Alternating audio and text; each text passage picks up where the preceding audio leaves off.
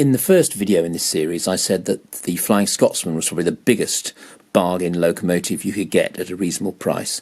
Probably the next biggest one of the more recent models coming out of the factories is Tornado, the Hornby version, the Hornby Railroad version. I bought mine for just under £50 off eBay. It had a damaged front buffer beam, and you might actually be able to see that in this picture. The right-hand buffer is one I had to stick on myself. I had to repair the buffer beam, and also the lamp irons are missing. But to be honest, apart from that, the model's in really good condition. So it's a pretty good runner. It's got a 3-pole motor with a flywheel, so it's not as smooth and as quiet as some, but I'm rather pleased with this.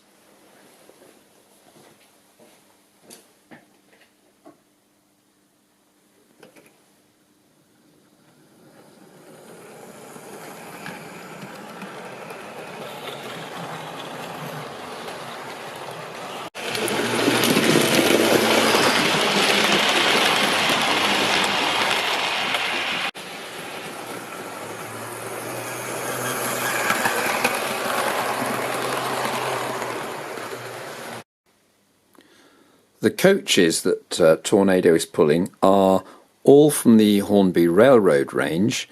They are the Mark 1 coaches. They come with plastic wheels. That's the only real fault about them. They have slightly limited extra detail on them. In fact, 3 of the 4 that are on this train actually came in chocolate and cream. They were Western region coaches, which apparently haven't proved to be that popular with the buying public.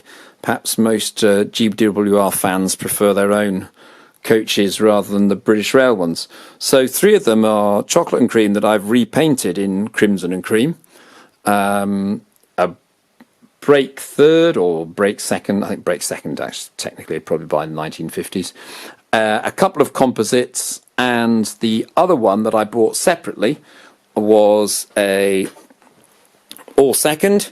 Can't remember if it's a corridor coach. No, it's an open second coach, and I managed to get that off eBay. Again, it was like a one-off, £8, £9, and then you paid postage, so it works out about £13. But the railroad coaches run really well.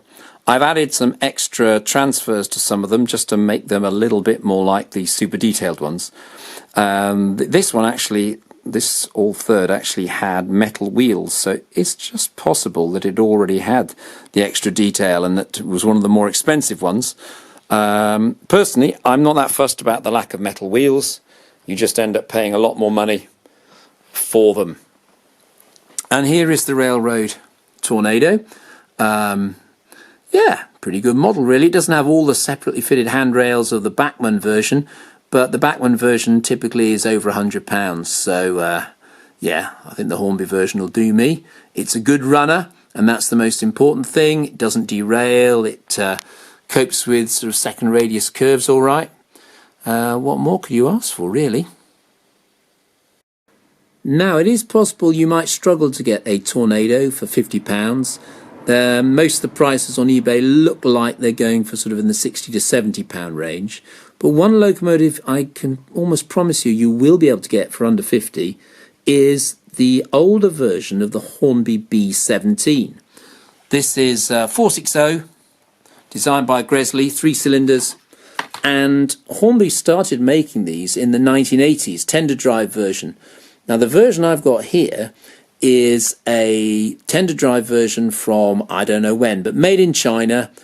You can usually tell the difference between the tender drive versions and the more modern versions just by looking at the front couplings. It's got the older, wider type of front coupling. But this one set me back under £40. Again, you just got to be patient. Don't just grab the first one you see thinking that another one won't come along. They come along quite regularly. I think the reason they're such good value is that Hornby's more recent loco drive version is fantastic, but that will cost you probably around about £100. This, I say, tender drive version, way cheaper, and it's got quite a lot of good features about it. It's got lots of separately fitted handrails. I don't know if you can pick those up on the camera, but both the front and rear tender handrails, some handrails just by the cab, and the valve gear look beautifully sharp. And you know, there are things like vacuum pipes, and yeah, all in all, a nice model. I'll get that running in a sec. So here's the B17 Everton, ready for action. Well, not quite. Let's just put the front bogie wheels on correctly. Yeah, just check that. And I'm going to give it the same 4-coach train of Railroad Mark I coaches to pull. And again, you'll see although it's tender driven, it's fairly quiet and fairly smooth.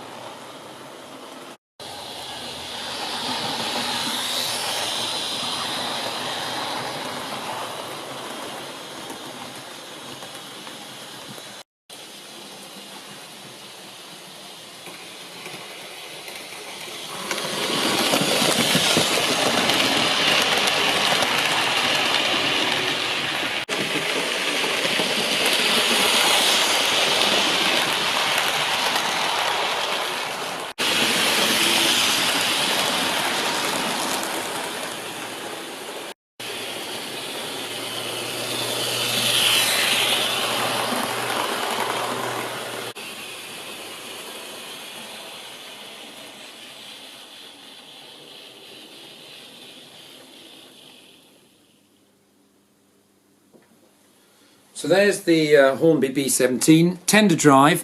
Some people don't like traction tyres, and I understand that. Occasionally they can break, they can leave a bit of dirt on the track.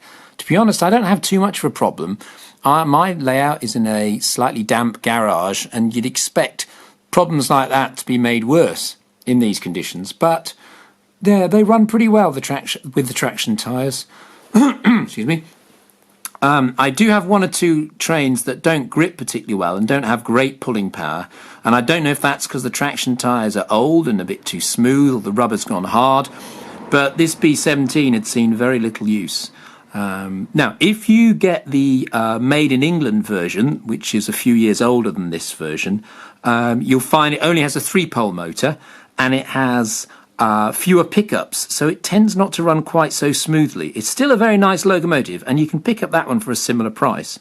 But I would recommend the Chinese-made version, and you can tell that because it has more handrails. If you're looking closely at pictures on eBay or wherever, second-hand shops, whatever, yeah, it has more handrails, and it also has the sort of chemically blackened valve gear, whereas the Made in England version has very shiny valve gear, chrome-plated wheels and that sort of thing. And in my experience, the UK one is okay, and it will last you a long time. It's very robust, but it doesn't run as smoothly as this Chinese-made version. Okay, so that's the B17.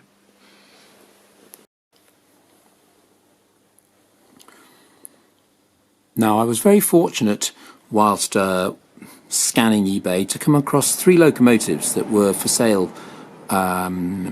from the same seller. He didn't describe them very clearly, as though they were perhaps inherited from someone else, you know, selling off a grandfather's lot or something, and didn't really know what they were. So they were just described as, you know, Hornby loco. And in fact, this is a Backman V2, and it's got the old design of split chassis, and the 3 locomotives together went for about £110.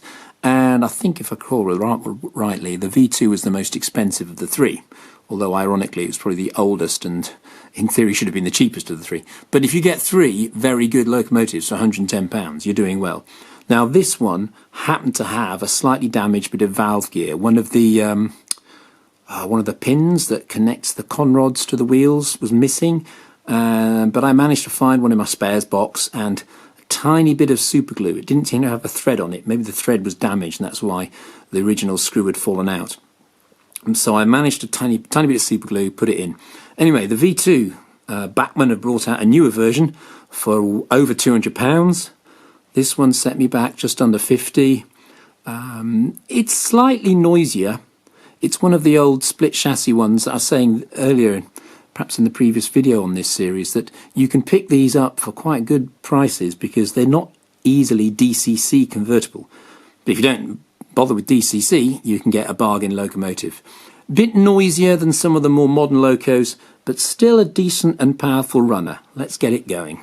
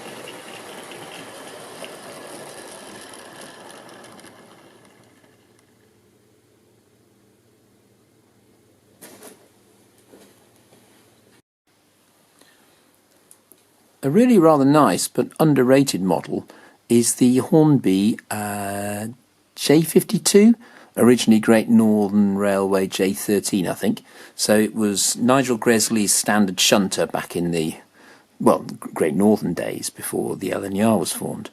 And Hornby have been making this one for quite a while, and this one is a mixture of two. I bought two off eBay. One was about £30, one was about £20.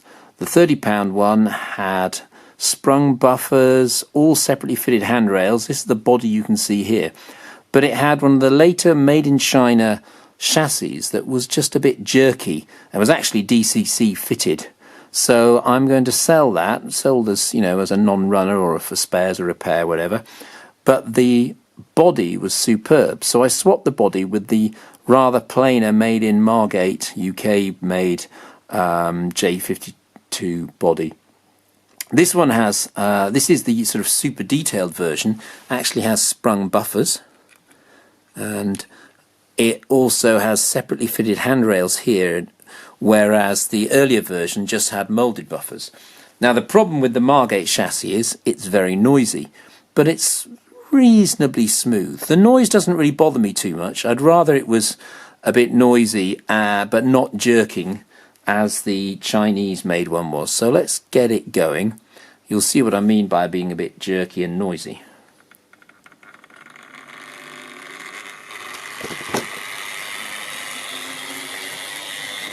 Certainly noisy, but that was quite a smooth start.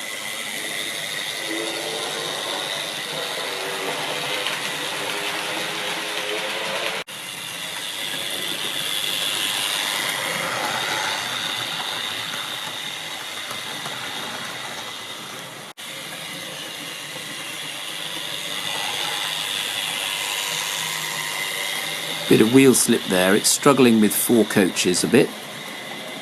It's got very shiny chrome plated wheels. And now I'll try and bring it to a smooth stop in the station.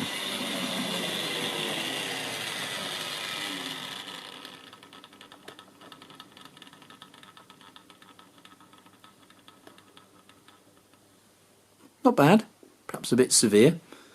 And let's see it start off again. See if I can get it to start smoothly without sort of pulsing from one slow speed to a suddenly much faster speed. Noisy, but a beautiful locomotive nonetheless.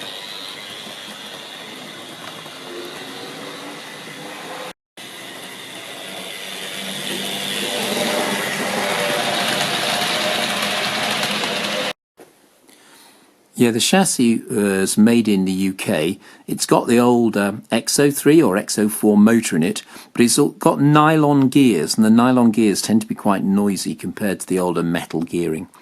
But overall, a really beautiful looking locomotive. In fact, one of the most attractive sort of cheap locomotives you can imagine, really.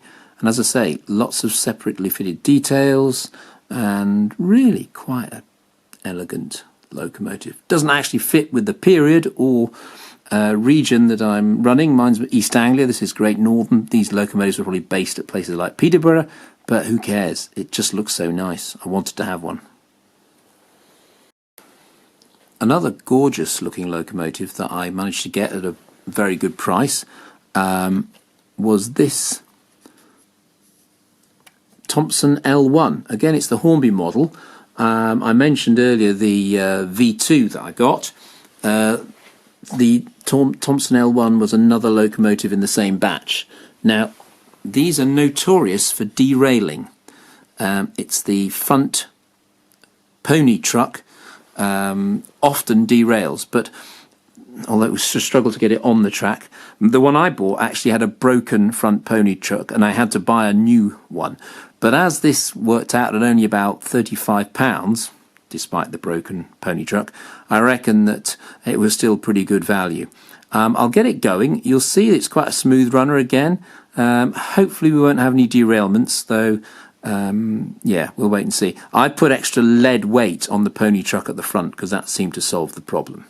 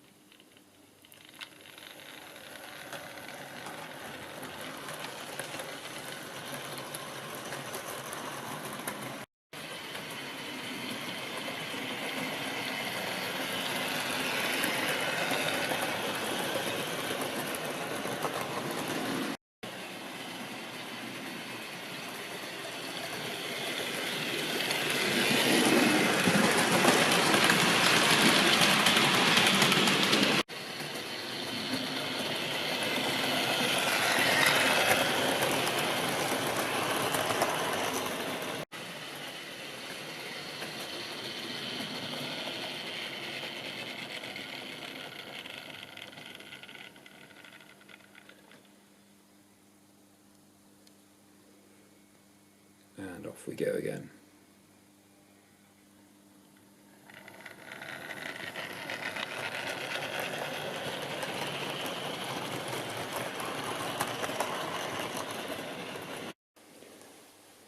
The last of my three bargain, just over £100 locomotives was a Backman, is it K3? Think so. It's the Gresley design anyway, not the K1 that Hornby do. The K3 has got a much bigger boiler. Anyway, this one, I think this, well, the whole lot came to about £110. The V2 was 40 odd.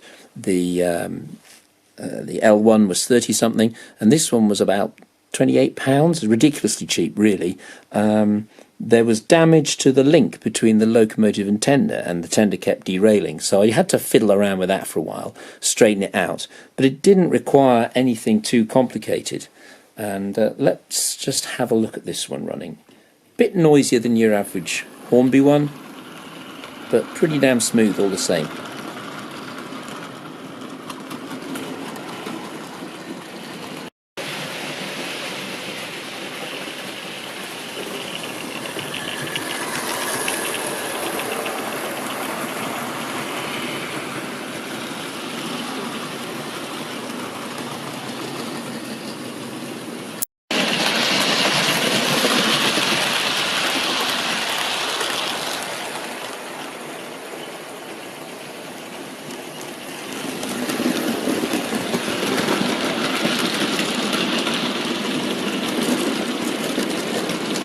I really like the Gresley K3. It's got a really powerful look about it. Good mixed traffic locomotive, fast freight, passenger, mixed freight, whatever you like really. So I'll try and stop the K3 in the station. Hopefully it'll come to a nice smooth stop.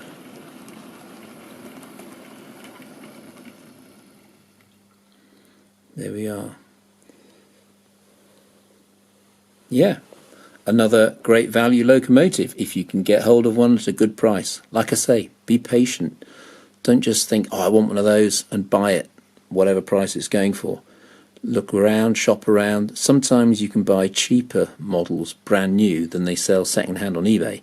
So yeah, look carefully.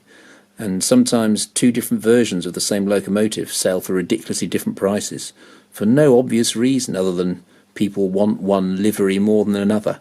If that bothers you a lot, well, you might have to pay more. But if you're happy to live with it, or you can repaint it or whatever, put on different transfers, then you can save an awful lot of money.